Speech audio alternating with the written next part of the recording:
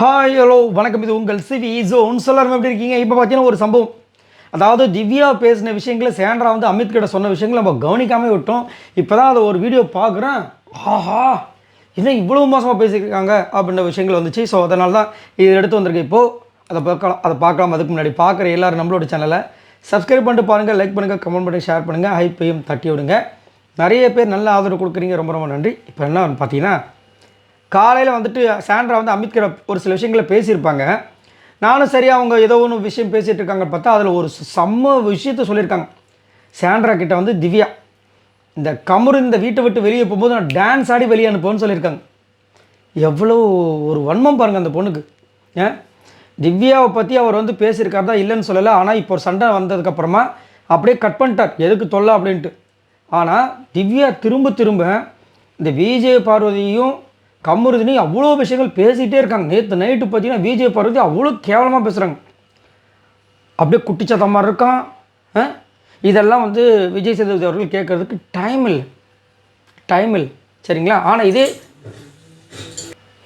திவ்யாவுக்கு பிரச்சனையாக இருந்ததுன்னா அவங்களுக்கும் ஆதரவு கொடுத்துருப்பாரு.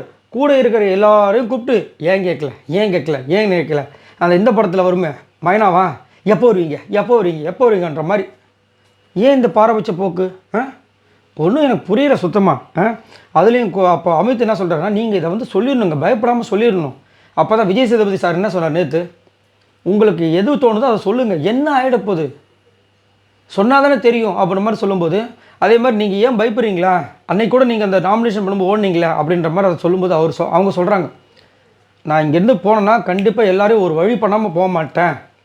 அதேமாதிரி திவ்யாவோட கேமு என்ன சுற்றியே வருது, அதுதான் எனக்கு கஷ்டமாக இருக்குது. நேற்று கூட பார்த்தீங்கன்னா செம்ம சண்டை வந்திருக்கும். ஏன்னா சாண்ட்ரா வந்து ஒரு டாஸ்க் வருது, இவங்க மறைமுகமாக என்னை வந்துட்டு அப்பப்போ என்னை பற்றி பேசுகிறாம சம்திங் அதை சொல்லியிருப்பாங்க. அது டாஸ்க்காக அவர் கேட்குறதுக்கு சொல்லிட்டாங்க. சொல்லவே கூடாதான், என்னை பற்றி நீங்கள் ஏன் பேசுகிறீங்க, அப்போ எனக்கு அதுக்கு விளக்கம் கொடுங்க. ஏமா அவங்க டாஸ்க்கை கேட்டாங்க, அதுக்கு சொல்லிட்டு அப்போ விளக்கம் கொடுங்க. விளக்கம் தான் என்ன, நீ இதை பற்றி பேசுகிற, நான் பேசவே இல்லை, அவங்க பேசவே இல்லையா, நம்ம ரிவைன் பண்ணி பார்த்தா நம்மளுக்கு எக்கச்சக்க குறும்படங்கள் வருது. அவங்க கண்ணிக்கிட்ட பேசின விஷயங்கள் இருந்தாலும் சரி, விஜய் பார்வதிக்கிட்டே வந்து சாண்ட்ராவை பற்றி பேசின விஷயங்களாக இருந்தாலும் சரி, நிறைய இருக்குது. திவ்யா கிட்ட ரம்யா கிட்ட சொல்லியிருக்காங்க போல இருக்குது. ரம்யா இப்போ இல்லை. ஸோ அவ்வளோ விஷயங்கள் பேசி எப்படி வந்து அவங்களால அங்கே வந்து அவ்வளோ தைரியமாக பேச முடியும், சத்தியமாக என்னால் புரியல. ஆனால் இவங்க இவ்வளோ விஷயங்களும் பண்ணி தைரியமாக இருக்காங்க. ஏதாவது ஒரு விஷயம் பண்ணி மாட்டிட்டு முழிக்கிறாங்க. இந்த பக்கம் சாண்ட்ரா வந்தாலும் சரி, விஜய் பார்வதி, கமருதி எல்லாமே. இப்போ இவங்க போகும், அதாவது விஜய் பார்வதி வெளியே போகிறத பற்றி எப்படி விக்ரம், எஃப்ஜே, வியானா, கனியெல்லாம் பேசி சிரித்தாங்க பாருங்கள். அதே மாதிரி இப்போ வந்து அவங்களாவது சிரித்தாங்க, இப்படி தான் என் ஃபேஸ் ரியாக்ஷனு. ஆனால் இவங்க பாருங்கள், கமருதி வெளியே போகும்போது டான்ஸ் ஆடுவாங்களாம், டான்ஸ் ஆடி வழி அனுப்புவாங்களாம்.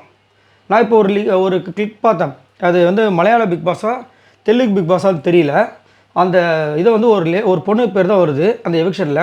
அவங்க போகிறாங்க, ஒருத்தர் மூஞ்சில் வந்துட்டு புலி மாதிரியோ சிங்கம் மாதிரியோ அந்த ஒரு இதை மாஸ்க்கை போட்டு டான்ஸ் ஆடிட்டு வர. என்னடா இது, இப்படி ஒருத்தவங்க எவிக்ட் ஆகும்போது இப்படி டான்ஸ் ஆடுறாங்க.